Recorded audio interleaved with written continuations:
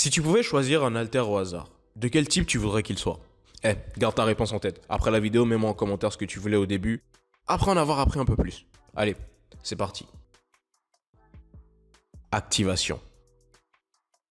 Les haltères de type activation ont la capacité de libérer certaines substances ou de modifier les matériaux qui les entourent de différentes manières. Ils nécessitent généralement un effort conscient pour être activés, comme électricité, explosion ou encore glace et feu. Et certains nécessitent même une grande concentration pour rester actifs, comme l'effacement de Aizawa. Les haltères de type activation peuvent également avoir différentes portées. Si certains utilisateurs ont besoin d'un contact physique pour les utiliser, comme le Gravité 0 de Uraraka, d'autres peuvent avoir des portées beaucoup plus longues, sans restriction de distance, comme le nombril laser d'Aoyama. Alors que certaines substances produites par les haltères de type activation ont des propriétés communes, un peu comme le ciment de Ken Ishiyama, d'autres sont uniques à l'utilisateur, et ont donc des propriétés plutôt spéciales. Ceux qui modifient les propriétés des matériaux qui les entourent peuvent également avoir des effets très variés, allant de l'altération moléculaire à la destruction moléculaire. En plus, les haltères de type activation sont de loin le type le plus courant. Transformation. Les haltères de type transformation permettent à l'utilisateur d'adopter une altération temporaire de quelque chose.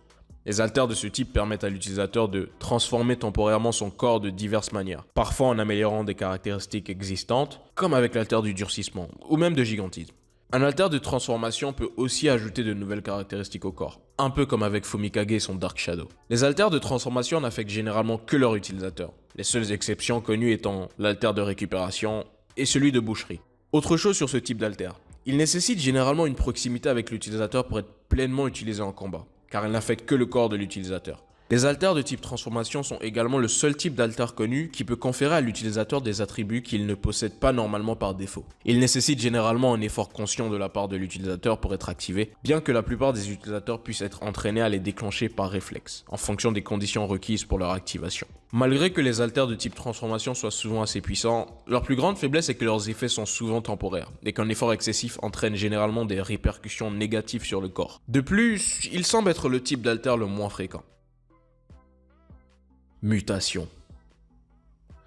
Les haltères de type mutation peuvent avoir une grande variété de caractéristiques et de capacités selon l'individu, mais la similitude commune semble être que ces haltères sont une partie des caractéristiques physiques de l'utilisateur. Par conséquent, ils sont actifs de manière passive. Je sais que ça fait pas beaucoup de sens, mais ils permettent généralement à l'utilisateur d'exercer le plus grand contrôle possible. Les haltères de ce type font que l'utilisateur présente des caractéristiques irrégulières qui ont généralement un but précis. Qu'il s'agisse d'une altération corporelle, comme les ronces d'Ibara, ou d'une amélioration de capacités préexistantes, comme l'haltère d'Ida. Bien qu'il ne s'agisse pas nécessairement d'une faiblesse, les haltères de type mutation ne peuvent pas être désactivés et causent parfois de sérieux inconvénients à leurs utilisateurs. C'est d'ailleurs le cas d'Ojiro et de sa queue qui l'empêche de s'asseoir ou de s'allonger. Bien que les haltères de type mutation ne soient pas aussi courants que ceux de type activation, ils sont généralement plus identifiables. Voilà, on arrive à la fin de la vidéo, alors dis-moi, quel type d'haltère t'aurais préféré avoir toi?